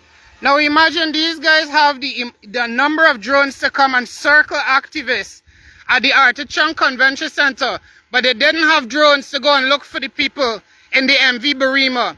If a drone like this was deployed when that ferry was sinking, if they have it now, where are the drones that they should have deployed to find the people before they drown? This is how a dictatorship behaves, right? This is how a dictatorship behaves. They have more resources to police citizens and activists than they have to go and find drowning babies in the ocean. They have more money. So thank you very, Sheriff. Thank you very much for contributing to my broadcast today, because I needed a drone close enough to explain how they just thief our money, right? So that's all. Right, so thank you, Amir Ahmad, and your other crew from Guyana Daily News. But this drone here should have been $1.3 billion given to the Army in 2024 to buy long-range drones to help search for people, victims of the MV Barima, would be alive if the government spent the money that was taken on the Irfan Ali's watch to buy the drones that would have gone and saved those babies, pregnant mothers, and children that perished. And here is the drone now. They could arrest Sherrod Duncan for flying a drone, but the police are literally looking at one fly over my shoulder. I'm not scared of any drone. I'm more fearful that corruption is killing this country. So, thank you very much. Right? They're probably trying to figure out who they're not going to give a house lot to. Right? But I say to you, screw them. Screw them all. That's how a dictatorship works. Right? They have more bandwidth to come and use state resources to persecute people than they have to go and find survivors. Okay? Just remember that. Go interview. Yeah, please. You coming on live? No. Oh, what's going on? No, I thought I know you more than now. How you doing? I do this reading work. And I was told me in my partner to read for you when you were living in South, but I couldn't remember you. Oh. But I buy your honey. And I send your voice note before the incident. I got some honey down at nowhere. Oh, good. Yeah, I'm so sorry. I wanted you. I don't want to walk with some bees for these kangalangs today, not honey. Some bees I don't want to walk with for them. I ain't coming, right? But you know me. A nice box. I'm not this big spokesman. No, I know, I understand. And they victimize people quite often in this country. So I'm not. I don't do you wrong. Know that I know you a lot more than I thought. I remember the face as well. Yeah, I do. And before the incident, I sent you a voice note calling for a protest, but you didn't respond. Oh, I'm so my inbox is so flooded. You're always better off calling me, cause I called you onto this morning. I didn't get through. Oh, I went to bed at like 6 o'clock this morning. I wanted to make a post about the captain on the VPAC page, and then I got anxious that I see. I get anxious if I sleep away, I won't be able to think of the captain, so I didn't sleep until I made the post, and I went to bed for a couple hours. Right? What's your name? George. George? Yeah. Nice to meet you, George. I can save the number. Yeah. I can save the number. I'm gonna collect a little.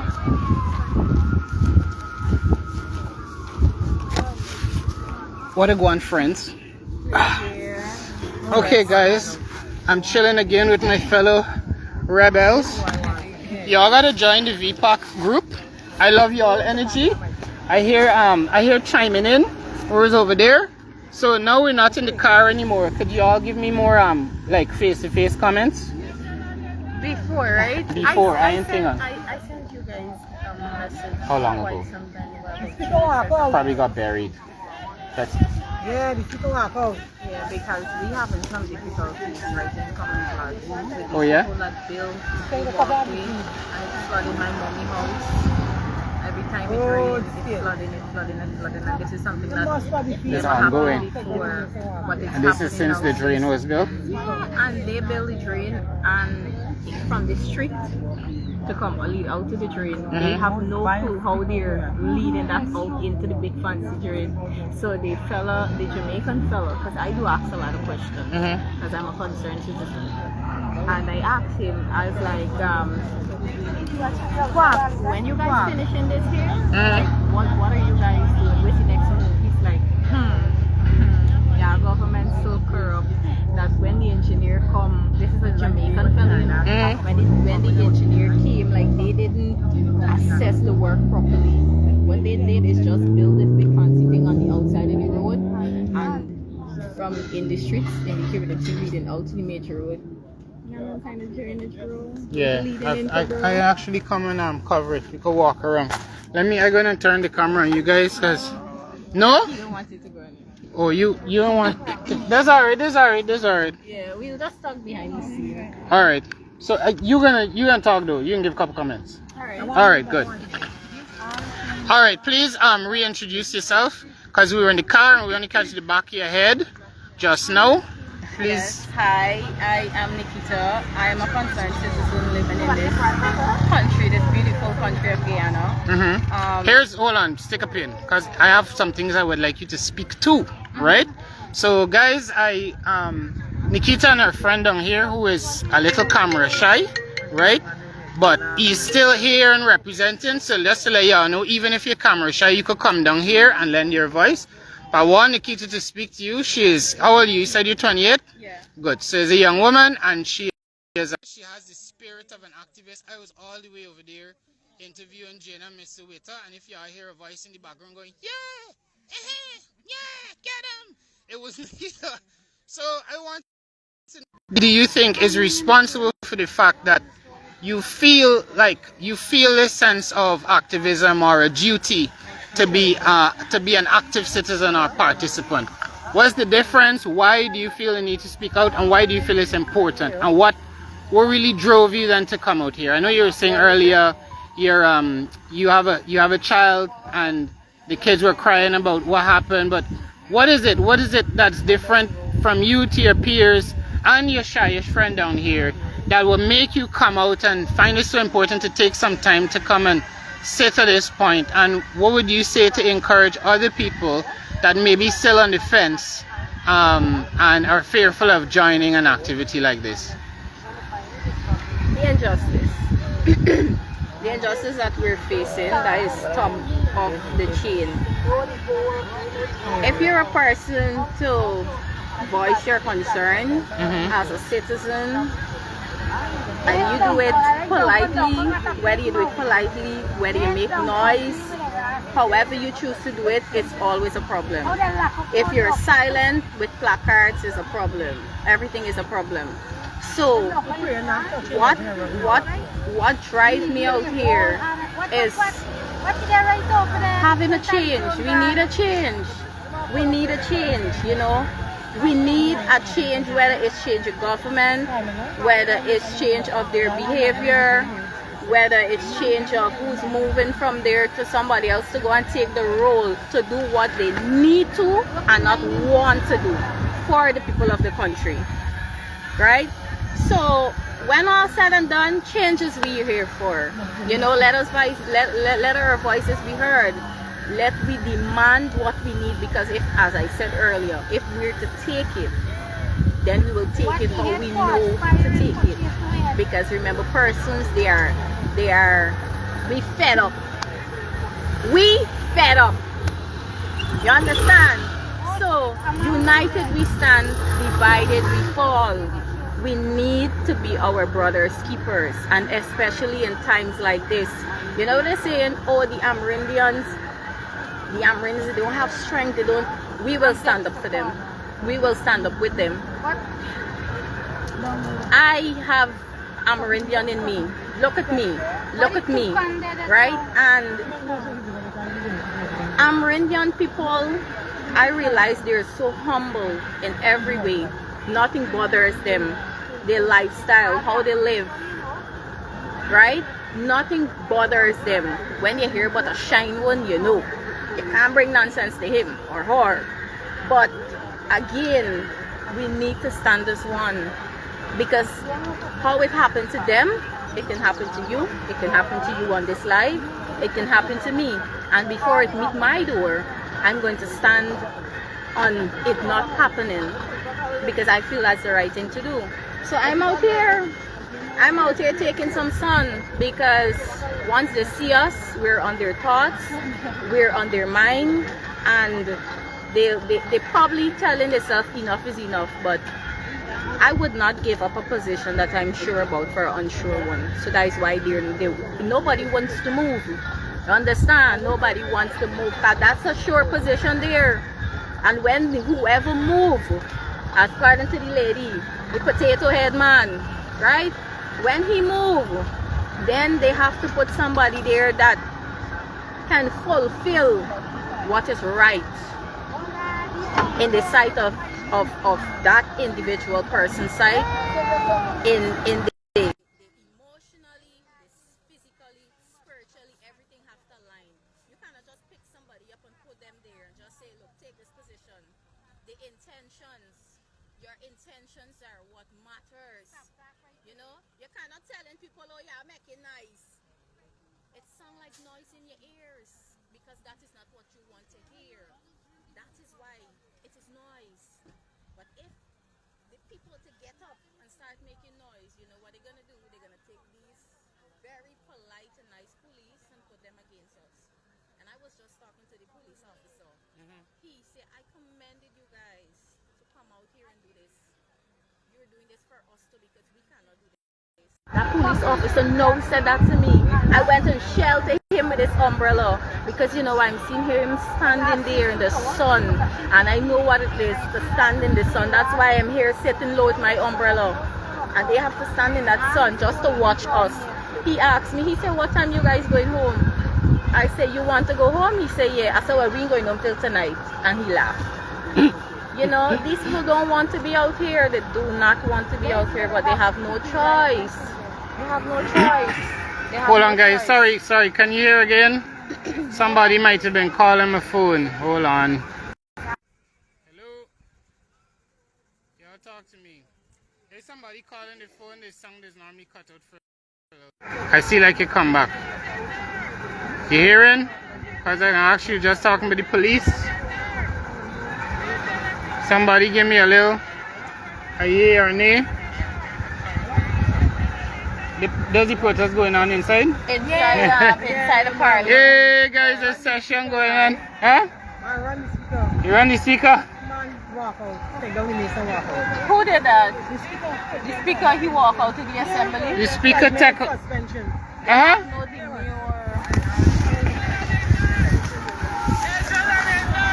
Alright, so we basically looking, y'all go and check out what's going on. Right, they got the speaker pick up the mace and gone out. Alright, you got enough action going on. Which page you watching this on? Parliament page. Alright, you want to give me a comment on why you're out here? For my battery died? Yeah, sure. Right? I hearing a man's voice loud there. Yeah. Right?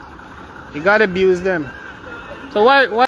Yeah, I'm out here because it's time we need a change. This government has no respect for the citizens of this country. I mean, let me and they flipped it off. Please come again. I'm so sorry. Yeah, I'm out here because I believe in taking a stance. This government has no respect for this population, the nation. We are calling for Ejina Indar to be removed as ministers and member of parliament, but the president has made it clear that none of those ministers responsible for the MV Barima tragedy will be removed. And if we don't come out here, if it's not today, then when? This government is trying to mute our voices. We're living in an oppressed society as far as they're concerned. Instead, we have a parliament that is going on that is only surrounding the president pension and $54.9 billion. They don't care about the people. And if we don't talk, then who will speak? So it is about time. That's why I'm out here, to add my voice and my presence to the call to remove this government from office. Guys, you got a big session going on in Parliament. As you can see again, friends and family seem allowed to pass through the barricade. Right? If I ride my bicycle, I wonder if them will let me through. Because so far, I know so far you need a shiny hat. You need a shiny hat. We ain't done yet though, sis. I just had to show the friends and families get liberties. Yeah, this we living in. And apparently a lot of Guyanese are fearful of this government. When you find a population being fear of a government, that is the beginning or the birth of oppression. This is no longer democracy. Why are you not scared? I am not scared. Because if I don't speak, then who's going to speak for the generation after me? Who's going to speak for my daughter? Who's going to fight for them? So I am not I mean for last year, so hard. But I give sis a high five. I'm not afraid of this government. Together, number is power. Together we can remove this government because it's the people that put them there. Not the people that only vote for the people. Once you're elected to office, you must represent all of the people collectively. And they are only representing a fraction of this country. So I am not afraid, and I will never be afraid of this government. I will always stand for what democracy truly should be, because we're only living in a state that say, oh, Guyana is a democratic state. But really, truly are. We live in that. This place is terrible. This place is hard. Cost of living high.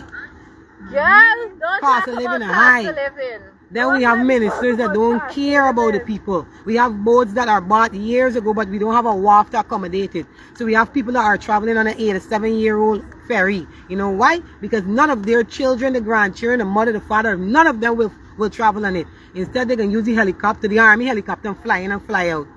So I am not afraid of these people. These people need to go.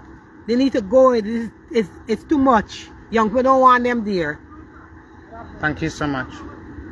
Any other comments from you ladies? I am putting the camera on anyone else until I ask your permission because of the victimization of the kleptocratic dictatorship. So you pass. Mom, would you give any comments? I was just tapping on the phone. You any comments? I would just No? say, Any comments? as a mother of 2 young boys, Hold on, I can turn the camera on me so you could talk and at least I could pick up your... As a mother of 2 young boys, it's really tough. It's really tough. It's really hard.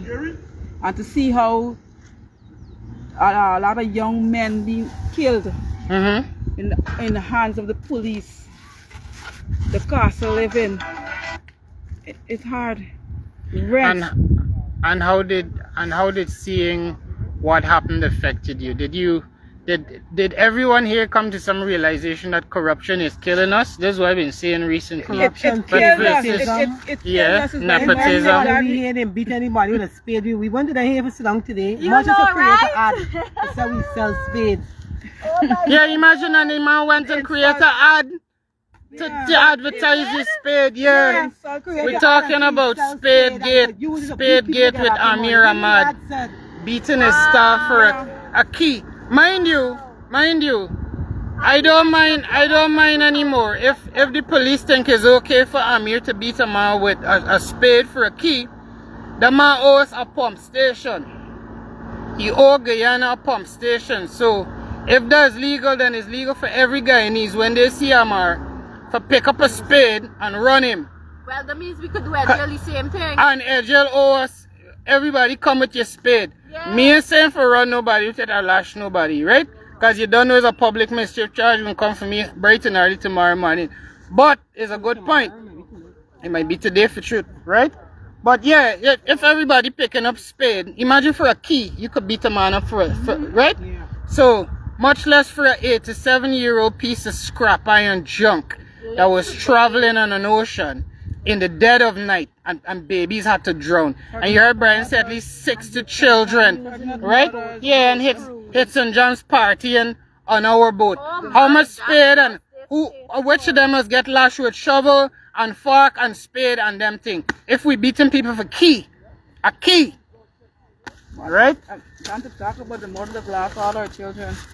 Yeah, that they don't have they had a grandmother down there that had like 7 kids on her, and then good. But then in the subsequent interview is when her daughter was talking, and then her daughter was saying, you know, she lost 2 of her children, she got 1 left, her brother lost his, this other sister lost 1.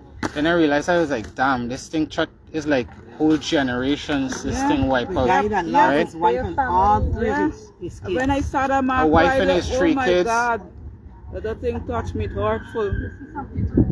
And the fact of the matter is, like, even with that thing with like the cows the other day, right?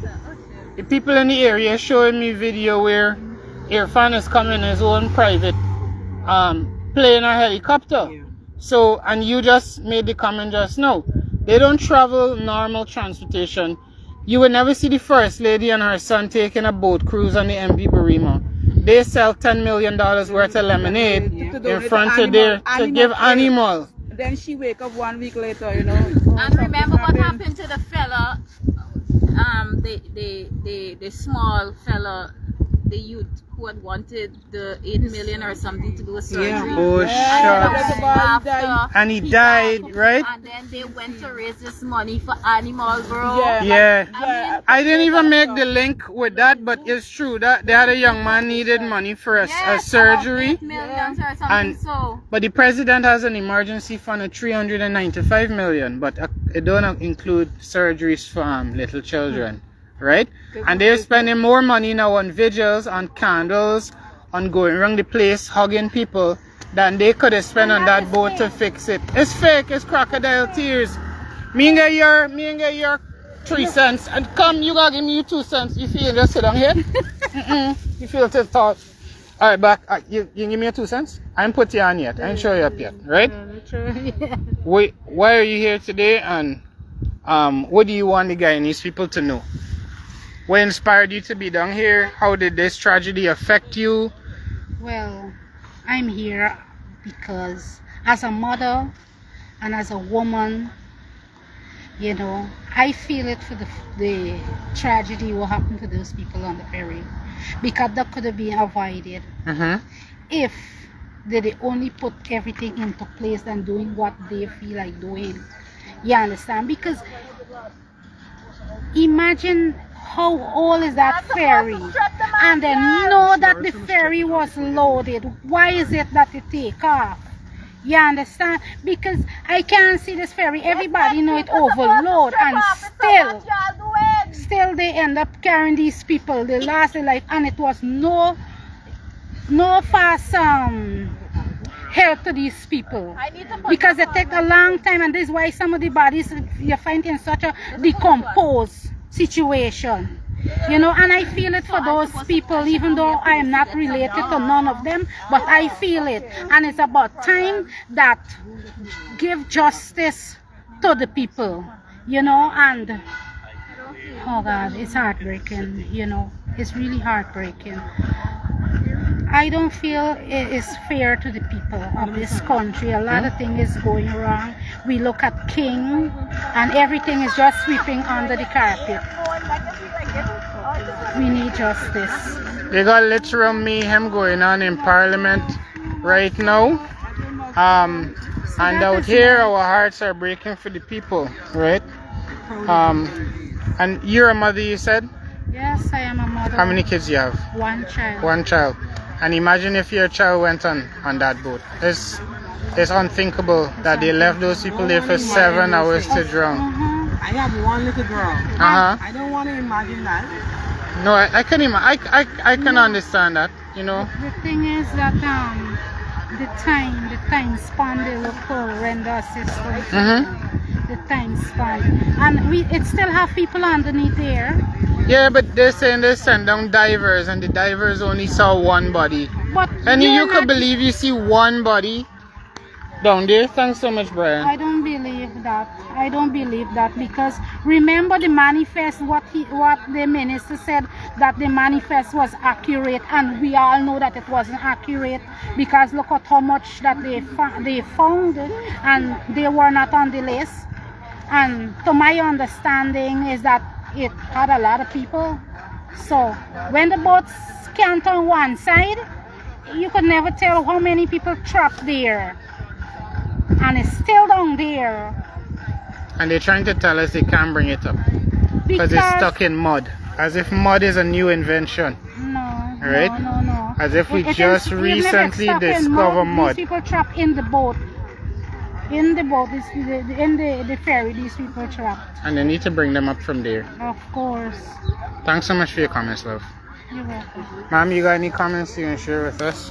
I canvassing to make sure I don't miss anybody that had a single thing to say out here. And it's not that everyone doesn't have something to say. Like I said, this country is so much victimization and you can't say certain things, right? Good afternoon, guys. Any comments on why you're here that you care to share with me and the viewing public? You come and sit down on this tuft of grass next to you. Good afternoon. So could you tell us why you're here, what brought you down, and how this tragedy affected you?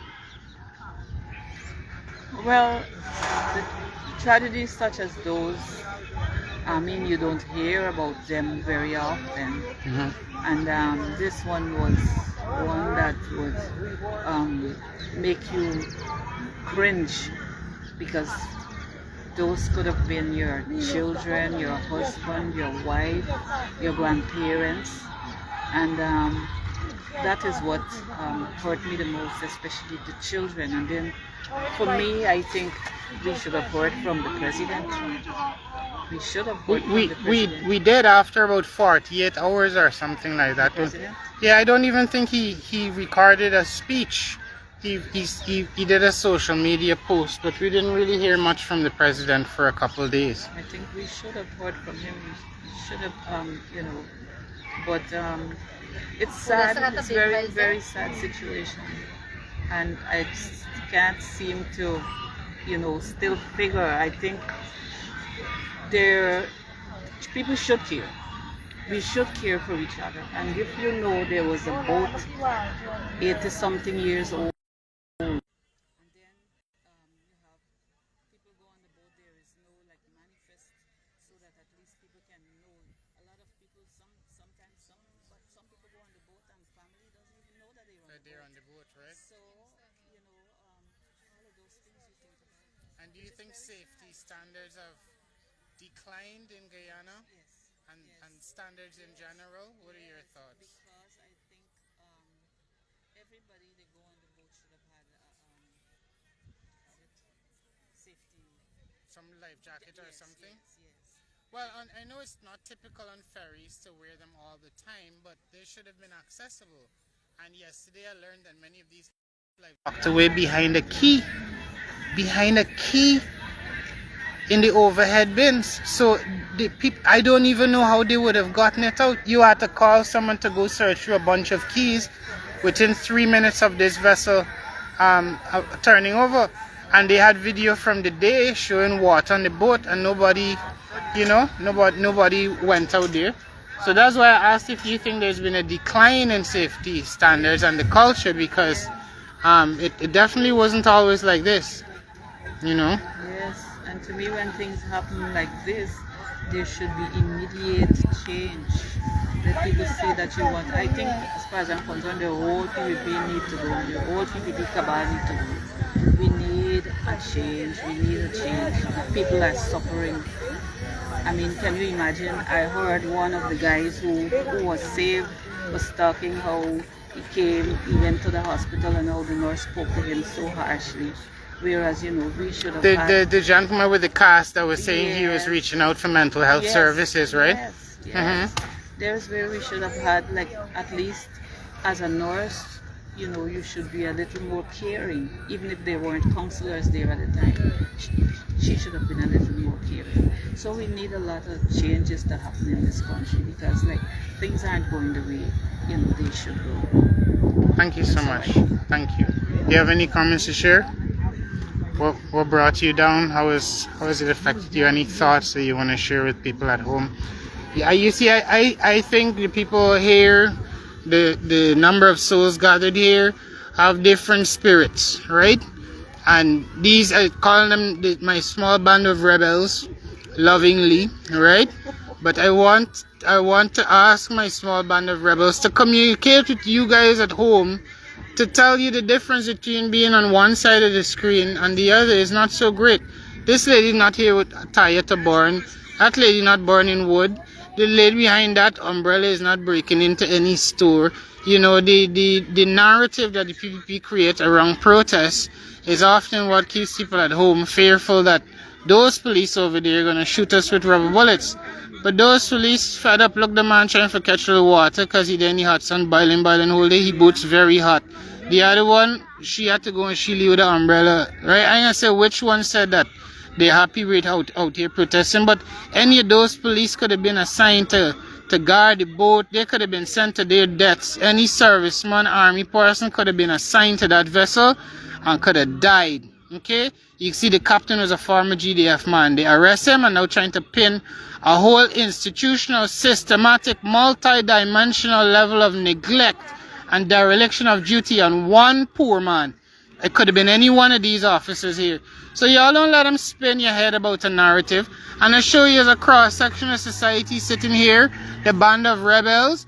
And I want to as I ask everybody what brought them down, inspired you guys, so the people at home would know that, you know, we are them, they are us. There's no big difference here, right? So so what do you have to tell? What do you have to tell the folks at home? So many things. I am here with feelings, emotional feelings for my Region 1 people. I'm from Region 1. I know some of the persons that died from the White Creek area. One was a pupil of mine and a Farah family. I'm so sorry. It is really a devastating time for us as Guyanese. There are so many things that, like I said, so many things I want to say, because my concern is that that boat called or made signals for help at around 10:30, they say. The rescuer, the persons who were rescued, said not until 4:35. Why was it so? It took so long when I know up the Pomeroon River there is a Coast Guard station. There is? Which would have took them like, I assumed, like 2 hours. That's what is bothering me. Why didn't the Coast Guard? Were they at work? Were they sleeping? Are these people not supposed to be on duty? Concerning the numbers on the boat, I know they would never ever get the full numbers on that boat, because from 0 to 11 years, children do not pay. The pensioners, they do not pay. They go with the pass. Maybe they would be on the manifest. But around this time of the year when school is closed, most grandparents, and I'm speaking on behalf of my mother's experience, most grandparents would come to Georgetown and bring 2 or 4 grandchildren. Going back from Georgetown also, they would try to take the Georgetown grandchildren to have some experience of how, life is in the hinterland. The boat. What we are hearing of the boat, it's no lie. I traveled on that boat several years ago, and it is the same boat. It's the same boat, the same condition. And I blame it on the government. It's gross incompetence. They don't care. Negligence, all in one. There's no word that I could use to describe the act of that boat. This boat tragedy is going to be something that will go with me to my grave. I feel it not only for the people in Region 1, for all the others, because I know what happens on that boat. People board that boat even without a pass. People, we would say, pop the boat. Oh, really? So they would never get on a full amount. And as far as I'm concerned, the government is trying